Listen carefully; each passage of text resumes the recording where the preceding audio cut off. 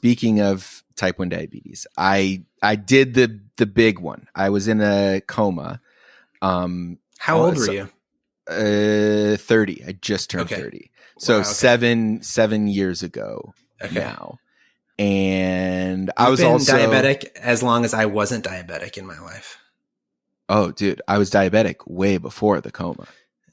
Oh. I was taking bad care of myself. I was selling the strips to a guy on Craigslist, you know. Whoa. I was thinking I could ballpark my blood sugars and just kind of freestyle, use my pump that way. Yeah, it was bad. And I was like high all the time. So if I had known that I was going into ketoacidosis, I would have maybe called someone, but instead I just like smoked weed about it and woke up a month later.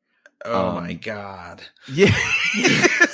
That's like my actual nightmare. So, and I've been close to some of those instances, so I sort of get it. Like I've rubbed elbows with some of those moments in my life for sure. Yeah. Well, I don't mean to alarm, but I ask my next question, which is, what's your coma? And sometimes people are like, I wasn't in a coma. What are you talking about? And this is a rare instance where you might think I'm being quite literal, but I'm not. I had a coma, but we can go on. Yeah. Okay. You had a literal coma. I was in a literal coma, yeah. How long?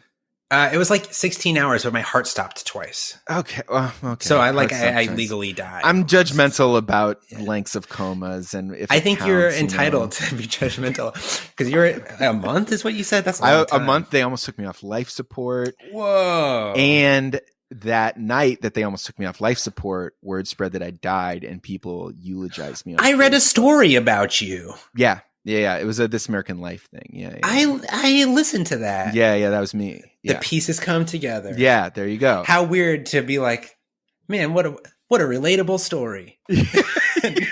Wow. So the point being, for the purposes of the metaphor of this question, that all could be a footnote to sobriety for me, because that's almost a bigger thing in my life.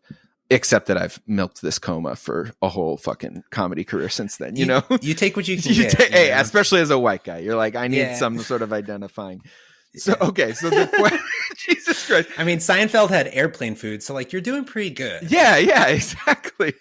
When I ask, what's your coma? What I mean is it doesn't have to be related to diabetes at all. I just mean a moment of transformation where before you were one version of yourself, and after, however you want to think of it, you became a new version, you became a new person, something was stripped away.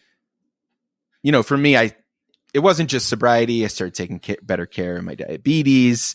I got serious about, creative stuff and really put my nose to the grindstone. But it can be something minuscule. It doesn't have to be epic and grand like that. I have like follow-up questions for you because I want to talk to you about comas too. We can talk after. Yeah, but I think my answer is very recent, and it's the birth of my son was like a thing where it was like the most, like, I don't have other words for it, and it feels so cheesy to say this, but it was like the most heroic dose psychedelic experience of my life to like coach my wife through the process of, or like, be her partner through the process of bringing another human into the world. And like, it was not an easy birth for anybody. And like, she had a lot of complications, and then Milo had a lot of complications in the first few days. And I have diagnosed OCD. And so I was like, I have an anxiety disorder. And so the whole like first 2 days I didn't sleep. Jeez. And was like, my blood sugar was like insane and high or low. I tried to write it at the 200s the whole time just so that I didn't get low in a moment, but I also didn't want to be 350 the whole time or whatever. But I just like felt miserable. I couldn't sleep, and all of this complaining when like my wife literally lost a liter of blood during labor and like had to get 2 blood transfusions. And like when people ask me like, what's it like to be a dad? I'm like, it's sort of like if you have a memory palace. Do you know the idea of like a memory palace? Right. Where you put certain things in certain places. It's like a mnemonic device, sort of. Yeah, right? kind of. It's like a way. I also like, this is the thing I talk to my therapist about too, is it's sort of just like a way to keep your, like, to have a room around your brain. Like, you know where your brain is and where your brain stops and ends, kind of stuff. And so it's like a helpful way for some people to like remember things or organize their memories or whatever. And I'm not a person who keeps like a robust active memory palace or whatever. But I will say that having a kid was like, I knew my way around my brain decently at that point in my life, and was like, I know what's going on, and I'm like healthy and doing well, and like therapy kicked ass and it's doing great for me. And then all of a sudden I like moved a box when we had a kid and discovered this like new set of doors and opened it. And it was just like a fucking airplane hangar on the other side. Like this whole other vacuous, enormous space of my being opened up in front of me. And it was like, all I had was like a match, and I could just like see the first 10 feet. And I was like, oh man, I'm going in. And it's like this whole giant new realm of being a human being that I thought was going to happen, but I had no idea what that first step into that room was going to be like. That's my coma. What is the vastness of it? Like, what does the space consist of? Is it the future with Milo? Is it like, do you spend any time in the previous memory palace, or is it like now it's all in this fucking airplane hangar and this is it forever? You know what I mean? That's a good question.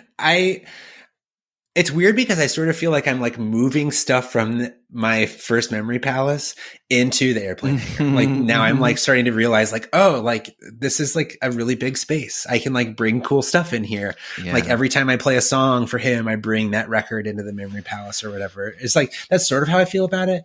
But it's also terrifying because there's so many unknowns. It's like there's still huge portions of the airplane hangar where the lights won't turn on and like it's dark and you can't see past this like inky blackness of potential but also mystery. That's super scary to me.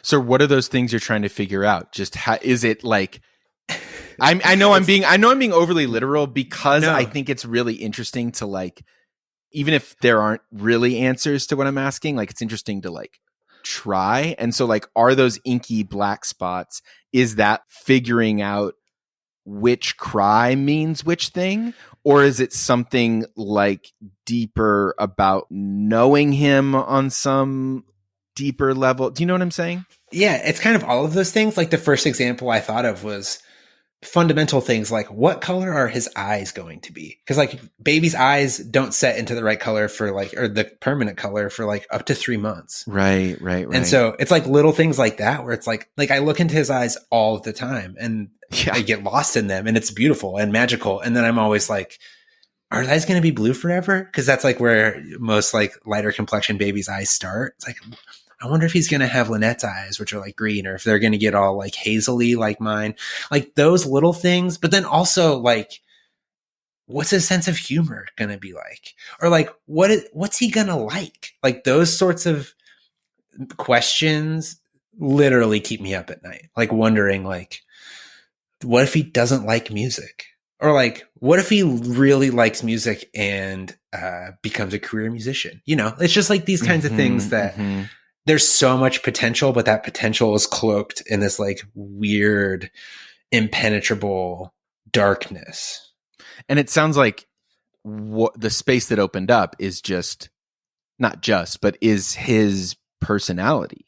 And the fact that is, you have to keep his body alive for that personality to continue to exist, and that your DNA helped create it seems to be what the like connecting door is to your palace.